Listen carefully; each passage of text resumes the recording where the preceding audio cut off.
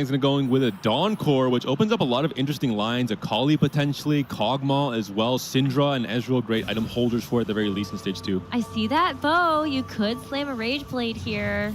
Definitely on the table, but maybe with a loss, you're maybe thinking, I don't want to actually try to slam this item now. See if you can keep that loss streak alive, especially when on across the way, you've got Marcel P that does have this gate drawer.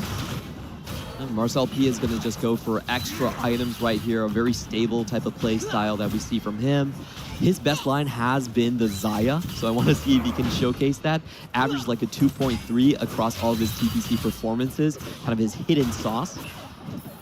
Especially if you can get the right item components coming out from Buried Treasures, I feel like you're going to be able to do a lot with that, but I guess it depends. Do you feel like Xayah is dependent on being able to get both the Rage Blade as well as the Krakens? It's very bow dependent, so that's a perfect pickup because he's having the Buried Treasure, so he can find a couple bowls out there that could be open to him. Even paired with maybe first or second pick on stage 2 and 3 carousels, usually you'll have enough. The big thing with Xayah as well is that as a comp, especially with Prismatic Finale, I think you really want to hit the Xayah 3 early and able to recap the board by starting a TF and playing kind of a mix of Xayah reroll and Bastion Legendaries kind of coming into stage 5, which is a difficult thing to do, of course.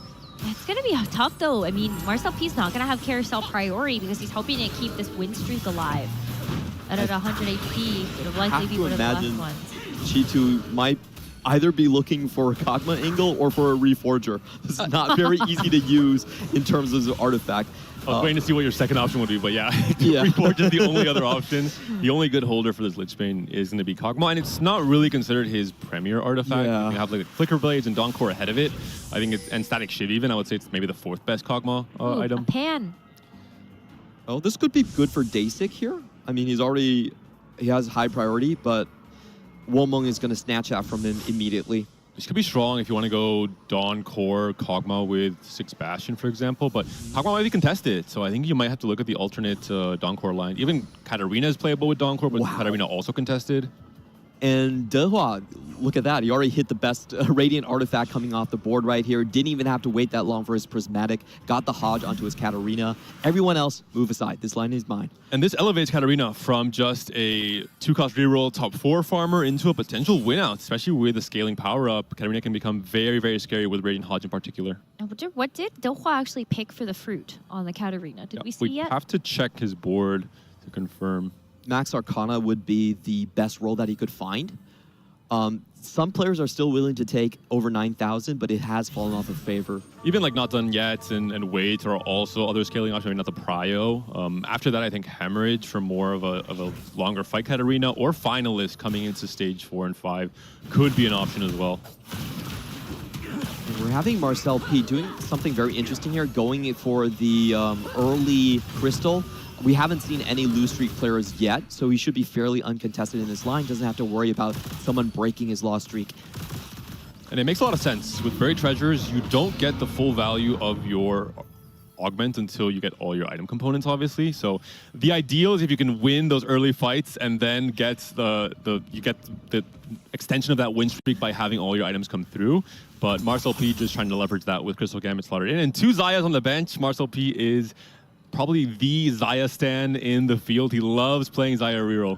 He is the Rakan, I think, in real life, so he's always calling the Xayahs over towards him. And not fan service, though. Yeah. One line I really liked from him is that he oftentimes plays the Xayah for tempo and then pivots into the Crystal Ash line. That's something that I haven't seen a lot of players in the field actually do. It's kind of like a Marcel special. It's basically just going from Gnar to Xayah instead and using it as a bit of a better option in stage 2 in particular. But it makes a lot of sense because like Xayah is a very good item holder, and then instead of having to play the Lost Streak Crystal Gambit, you can just go for the win streak variation once you get those pieces together. I think it's just a lot less scary when you know that you have more HP to deal with for stage 4, which is where you would really start to see those heavy losses. Double having his streak broken to, it wasn't Chi2, they're just facing each other now. It's going to be huge if Double can make sure Chi2 also doesn't get a 5 streak. Yep. Good win from him. So the overall goal generation in this stage 2 not going to be the highest for our higher HP players. But Dasik and Womong actually both do have that 5 loss streaks together. So that's going to be quite nice for them. Dasik does have a sorcerer-ish board for now. I'd be very excited to see him bring out Karma sorcerers in this game too on day one. He played it, I think, twice it was in regionals, both times very good showing. One of his games was quality over quantity sorcerers, which I had never seen before this entire set.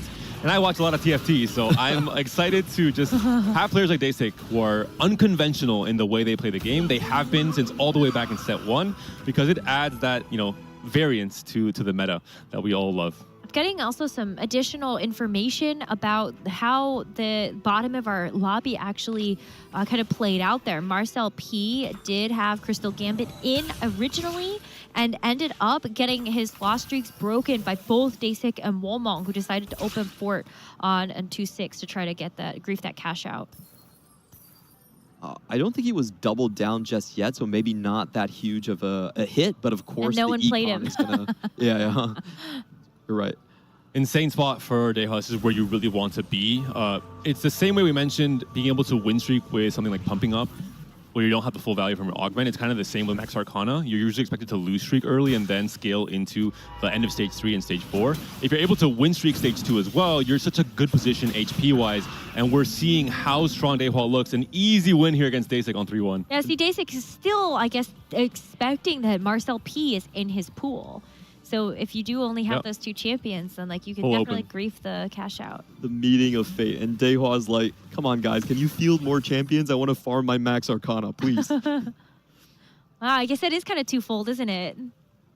I think he's still happy with the extension of the win streak, the extra gold he's generating before even going for that full roll down for Katarina 2. All right, no prismatic party. We got that gold augment in there. It's the sandwich between the two prismatic augments we will see with prismatic finale, guaranteeing that third one. And so as we look at some of the other choices that our players are making, we're seeing some really interesting options though already. Chi2 found a Kog'Maw with the Lichbane and the Rage Blade, and has a raid boss as well. I believe he was the player who picked up a pen. Correct me if I'm wrong for the Bastion, 6 Bastion front line. It was Wolmong. It was Wolmong, okay. But still, a very strong setup for the Kog'Maw reroll from the CN player. Yep, doesn't need to find a Reforger anymore. I think that's the thing he has to be glad about. You can only hit it with branching out or a heroic grab back. And Dasik committing instead to the Janna reroll. Doesn't have the HP or, the HP is a resource to make it to level 8 to go for any kind of sorcerer setup. Needs to spike earlier, so goes for the huge roll down on level 6 on 3-2 to try and stabilize on Janna reroll. And it is a little bit dicey whenever you're rolling down below 10 and you don't hit that 2-star Janna. So the tempo is not going to be working in this reroll's favor. He really needs to find it immediately. And a bit awkward as well. Salvage Bin not able to get value from his last item slam. Has an open bow and an open glove as well. So not an ideal position for Dace. They're going to be really interesting to see how he claws his way out of this one.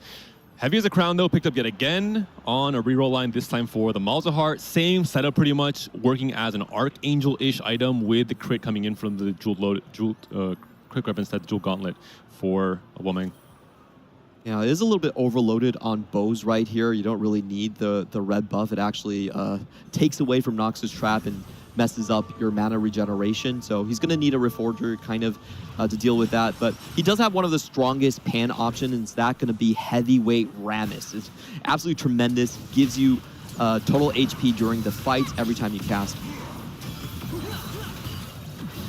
Just so many open components though. It's going to be a while until you can both close the ideal pan item as well and make use of this cloak and these two bows. And it's a 7 loss streak already, so it's going to be a lot of HP loss in stage 3 as well.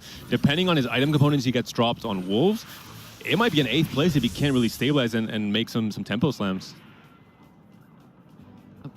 Kali's not going to get picked up here as Wolmong has moved away from that. Volibear, always the most contested of the 4-cost. Every 4-cost standard line needs a Volibear, either it's Star Guardians, Edge Lords. Is that a raid boss pickup by Chi2? There's 2 raid bosses. Ooh. Oh no, there's only one, sorry.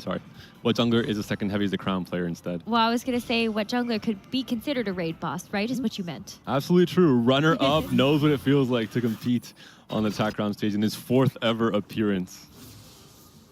And this is a very interesting lobby because we didn't see any of the early economic prismatics being selected. So everyone's playing rather high tempo. getting additional artifacts and items onto the board has been the main goal here. That being said, I think a lot of low roll spots, or at least a lot of variance in how strong some of the HP leaders are, like Dehua hitting a very early and Radiant Hod, which you can't really bank on when you're playing for Prismatic Pandora's items, and other players like Womeng who just, it hasn't really worked out with his items up until now.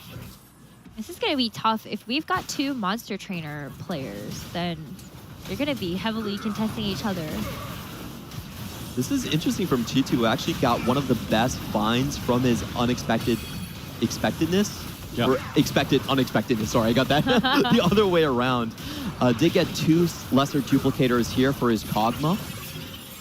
Going to try and get it out until he is only on his last few copies, hopefully somewhere in the start of stage 4, considering, I mean, his current HP 76 still pretty healthy. And Womeng also does get the heavyweight on board as well. Another snack. This body change probably temporary for the Garen until the Swain 3 or the Leona 2 is found as that main front line. Double down for Wet Jungler. One of the very funny things, I think that's the right adjective, is heavy as the crown with Crystal Gambit and double down. You pretty much guarantee that you can lose. No one can really grief you unless they sell every single one of their units. So Jungler, I think, has to be feeling very confident. There's very little counterplay in this position. Yep, just put the crown on whoever is about to go out, and you got the loss in hand, no problem. It does look like we have a lot of Star Guardian angles coming into the board here, so I'm going to be very interested to see how that plays out. Seal, of course, most likely going for that Wet Jungler with this current item build, and the fact that he does have Shopping Spree, which gives you the best econ bonus if you're going for the level 8 board. Most likely going to head in towards that direction. So we're going to see a flurry of action on 4-1. I think the big spikes will come earlier in this game. It'll be all about the stage 4 roll downs, all about the 2-star 4 cost instead of that fast 9. But a big spike already here for Womeng with the Living Forge. The second artifact coming through. Fingers crossed, you either get a good option for your main tank or you get a synergistic artifact for the Malzahar. There's a lot of good options. Mana Zane, Bleeding Jewel, even DFG, for example, on this Malzahar reroll. Yeah, you could also just get Darius items there. The Death Dance is fine if you really need it. And you want ways to make use of these bows and this cloak as well. You have to close off pretty much all your items here. But Darius can use those, like... Yeah, BT Slam is a possibility. Yeah. Could you give him Krakens? No Reforger kind of hurts right here. Madazane is probably the most likely of the options. Yep. That's a really good synergy. You're going to reduce the mana very quickly for the Dawn Core. So Malzahar, the same reason Double Trouble is so good is because you have 2 Malzahars casting and you can spread the dot very quickly. Similar case here with the Mana Zane Dawn Core. Oh, still 3 open items here. Krakens on the Darius. Rageblade Darius. Rageblade Darius. Wait, that would be so cool. Wait, could you imagine though? How... Hey, hold on, hear me out. He's banking on 4-2. Hear me out. Let's go. Living Forge, what if you get like Snipers, Focus, Rageblade, Darius? All right, try it at home because our background players will definitely not be trying that combination, at least not in this game too, I hope. The ranged guillotine does sound kind of spicy, but even more spicy, prismatic augments coming up here. True. Good call. Good segue. We'll see if players want to opt for combat power or if they need that extra econ to finish off their boards to hit their 3 stars for those reroll lines. All right, we already have Seal with the invested going straight in for the Jinx lines, or the Samira lines. Already has the Volibear and the Samira there. We did have 3 potential players angling for the Jinx, and that's kind of the line I expect to be most contested. Double already picked one up early, and now we have Jungler with the 2-star Poppy. Heavy as a crown, trying to pivot into what looks like Starguard in this case, really needs to find that Jinx. Needs to find that item holder for this IE, for that Nashor, essentially acting as a Shojin in this case for the Gathered Force if it is found, but no Jinx, unfortunately, and not able to make the APM, can't use a Radiant Refractor upgrade on one of his items either, so unexpected loss for Jungler, 6-7 loss streak, HP loss as well, will be down to 2 lives, but has to close off this entire board next round or he's going to be in big trouble. Yeah, it does go into Dasik, who doesn't have the Janna 3-star right here, so he still has a chance to win this. Let's see if the Tankzilla does work out for him. When you're down to whole prismatic augment, I think it's just not going to be even close in this case. And the amount of HP he loses is pretty important here. He's going to be on 2 lives at the very least at 20 HP. Do or die moment here for jungler, though. He has to find the Jinx. Hopefully the Jinx 2 upgrade. It has to hit Gathered Force as well. Marcel was also angling for this line. But he does have the 2-star Jinx. I thought it was 1-star because of how small the units were, but... And tiny. Oh, that's tiny but deadly. Yep. And a very, very strong combat power option for the Jinx and the Volibear combo. Oh, and the Edgelord plus back. 1. That was wild. He got a pan out of his Crystal Gambit cash out. So he was able to make this Edgelord spat. I know it's really strong with TF in the 6th Bastion, where you play more into 4 Edgelord. Going on level 9, we'll see how it fares with the Jinx here, with the armor reduction, especially on all her attacks. I'd say the only thing that's missing is his front line right here. The Cassante 1 is a reason for concern. You do need more time for the Jinx to stack up, especially if you're going with the Gather Force. And it looks like the tank might not have pulled. And the Tankzilla proc as well, right? It would be huge in terms of buying time for those massive Jinx rockets that comes through, or just kind of scaling infinitely in a longer fight. 2 pan, 3 pan. Triple pan? What? Our players are given the option to cook, and Wet Jungler will happily take it. Oh, Marcel P's thinking about it. Do you really want another one? Oh, think quickly. Goes for a bow instead. We mentioned how bow hungry his composition would be. Has a few item times as well, with potentially the Kraken, I assume, onto that Volibear. Yeah, and I was worried that the rich were going to get richer because the only 2 Reforgers were on Double and Dehua. Fortunately enough, like everyone was able to deny them from going 1 step further. Not going to get the power spike off of the emblems. And here comes the Braum. There's at least a 3-way contest on this Star Guardian, Jinx, Volibear / Fast9 game plan. Double, I think, the big victor now at 63 HP. And then, of course, Marcel P and Wet Jungler, the players were trying to stabilize both on 2 lives, trying to make it out of this stage 4. Dasik is smiling to himself. He knows he's tried, but wow, there's a lot of copies away. And for the Prismatic, food fight is not something I really expected. Mess hall. A mess hall. I think Dasik has now already understood he can't really play for the top 4. And these are the kind of games where you have to be able to switch off of an 8th place into a 6th or a 5th, get those few extra points, especially coming in with a 3rd place last game. It's a good start. Just needs to try and shore that up and claw up as many points as he can in this game too. Whoa! Wait, but the Cogwell got sniped. It's a big from win. back there. So this is actually going to be a win for Dasik, it seems like. I think this Janet can get a hidden sniper trait added onto her. If I'm Dasik, I'm holding all of the Cassantes. Both Wet Jungler and Marcel P still need that. He's praying for their downfall. Yep. Oh, it looks like Wet Jungler actually did lose. Oh, this is a big shot. Maybe we start to believe in the chance for a top 4. 1 off the Kabuko 3. Still has a couple rounds to go, so we should be fine. Wow. I mean, it's just tough. I think maybe Wet Jungler knows that there's so many Jinx out of the pool now. It might not even be worth it to roll here. I think Double has sold his Jinxes. He's going more for an Edgelord setup with Samir and Volibear, so maybe a chance for Jungler to have a few extra copies, but it looks like he is locked and loaded, 12 HP, thinks it's healthy enough. He is going to be facing Shield Seal here against that Volibear Samira.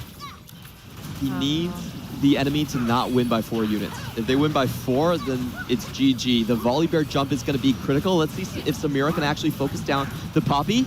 Oh, Volley's going the other way. I think it should be good. The Gather Force 3 units, is stacking. The Nashers helping out. There could be one more big rocket left. And Dick does win it in the end. Calculated win here from Wet Jungler on 40 gold with a chance to, again, like Dasik, I think just fight for that 5th or 6th, roll down all his gold coming to stage 5 and hope he wins those next few fights. I would not have the nerves to not roll here. Even though the chances are very low with all the Jinxes out of the pool when you're on 12 HP. Whew. Wow, big hit for the Kog'Maw. That's going to feel good. 2 copies off of the Swain as well. 1, actually, because there is that duplicator on the bench.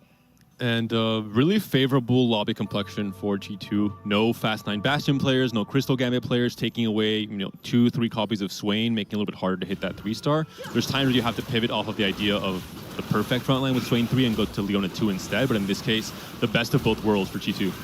Yeah. And now he just needs to find a set of items for his Yasuo. He's almost 3-star there. The sword would be absolutely perfect for that. He still does have a Reforger.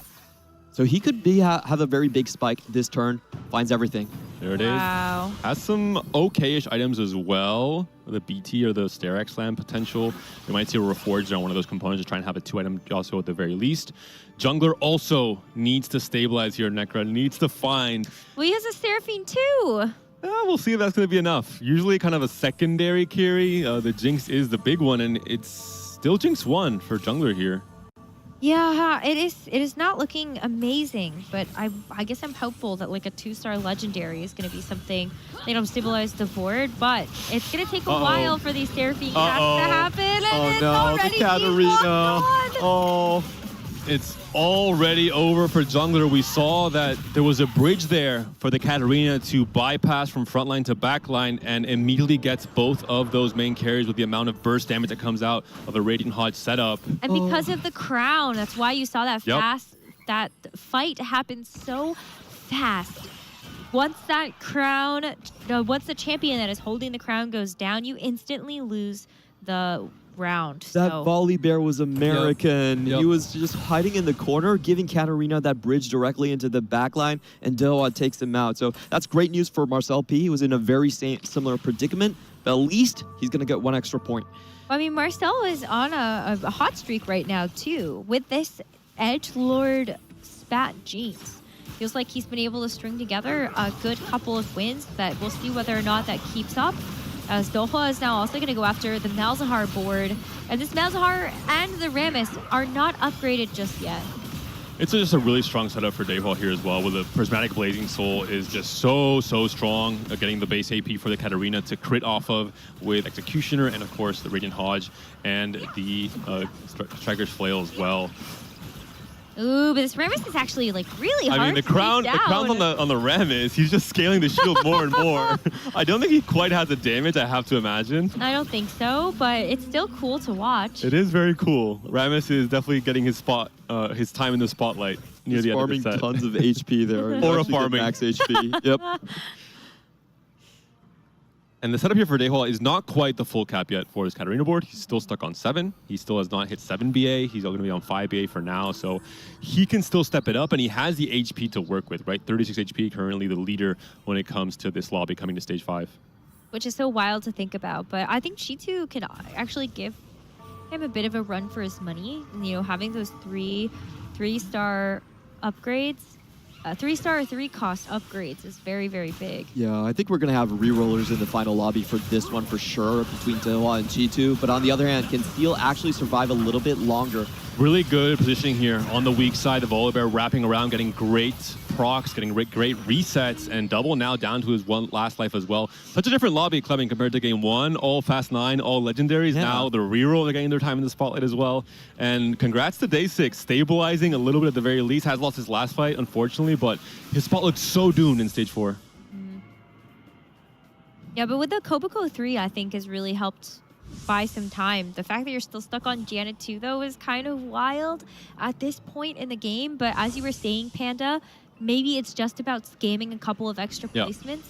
6 and above, that's a pat on the back. Perfect. That's a deserved pat on the back, I think. Not hitting the volley bear and having to full itemize the Yone doesn't look like a very good spot for Double right here. So I think, unfortunately, he's just going to go out 7th unless he can hit some of these weaker players.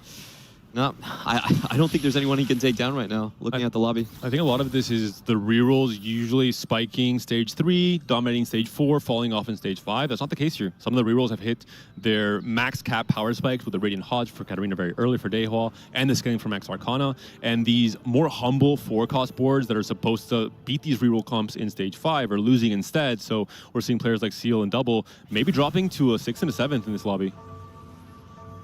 Last rolls for Double, doesn't find the volley bear, still sitting on 2 pairs onto his bench, but is going up against a Ghost. I think there's too much HP here. I'm not sure. I mean, the heavyweight emblem on the Malzahar, this drain tank-ish Darius as well. Tamir and Volibear work best off burst and winning fast fights, where Malzahar wants to win a long fight instead.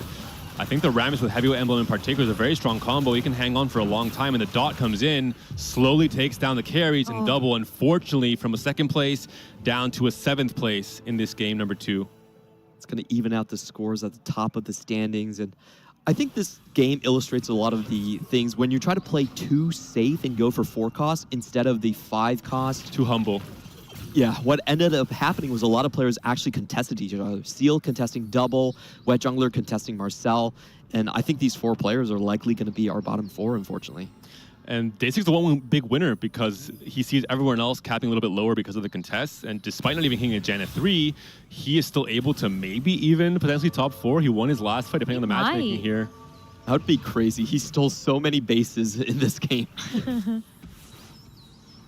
Yeah, but it really is Seal and Marcel P right now who are in danger of getting eliminated on this next fight. Next Seal will have a similar trouble that we saw from Double in that last fight, the same exact comp facing off against these heavyweights.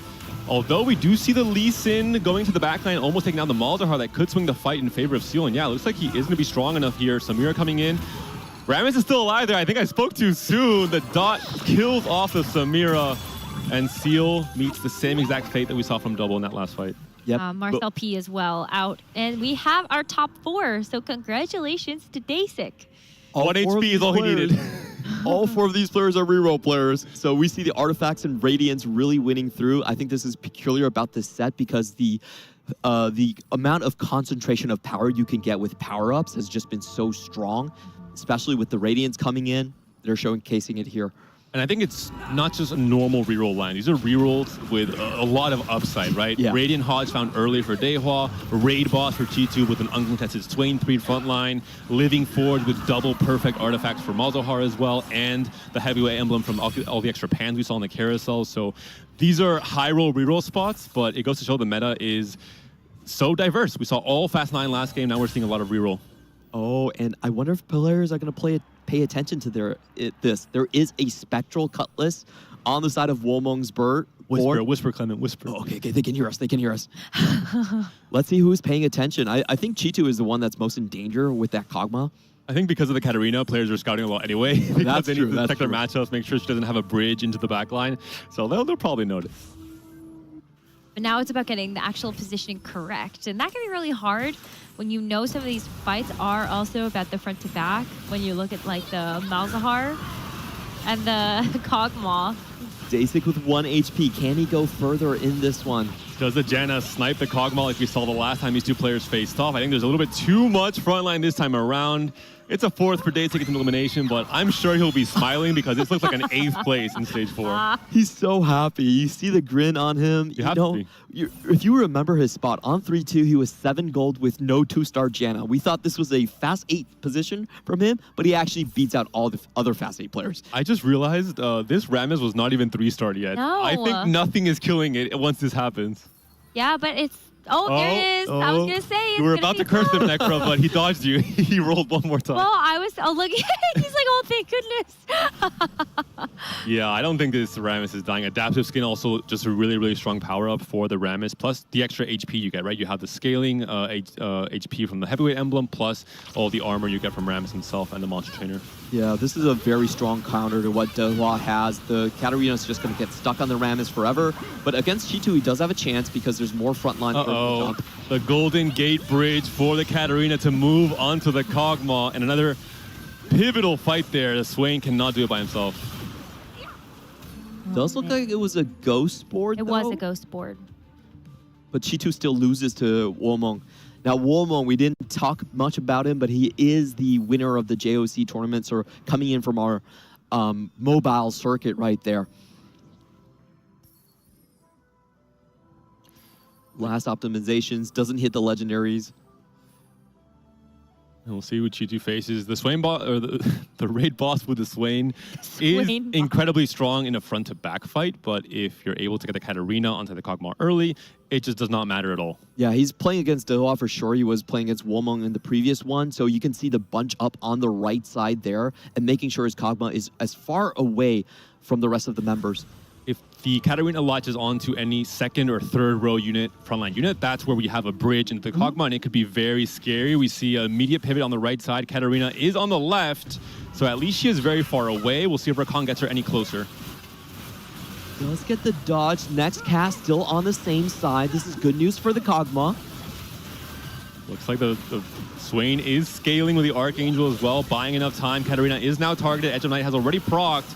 Kog'Maw should have this, but it's not enough. Daehwa looking too strong. The burst of damage coming from Katarina as that fight went on. The scaling from the Max Arcana especially has gotten him to this point. It's over 60%. Oh, Wow. That's what Radiant Hodge on stage 2 will do to you. Even stronger than a death cap at this point. Let's see, though. I mean, because Womong still hasn't lost a fight yet. So is Daehwa's Katarina actually going to be enough to take down this impressive Malzahar board? I feel like this is a tech check. How do you avoid the Katarina? That's going to be the question right here. We see Daehwa going for kind of the Moses positioning, trying to force the front line to walk in and maybe give him a bridge there. But I think Womong is it's only one opponent. It's very difficult to see him not being aware of the potential there. So I do think Womong is heavily favored. You do have the Pyromaniac, the red buff as well, to try and help with a massive HP shield and just units overall we're seeing from the heavyweight board. Katarina will be on Rammus' side, but not quite able to get onto the Malzahar early. Did I speak too soon? She's stuck on Rammus for now. If this is the way it stays the rest of this fight, I think Malzahar will be able to burst everything down, but Rammus has to be that one target, but no, Katarina moves to the back line, and this might seal the deal. I think the Rammus by himself, actually there's so much damage coming in from the rest of the units. That's it. Just took way too long to kill. The Rammus was stacking up HP this entire time, and congratulations to Womong. He's been kind of the miracle kid in the mobile circuit there. Everyone says his run was kind of like Summertimer, where he was 8th place in the finals, and then took 2 first places to make himself all the way to TAC round.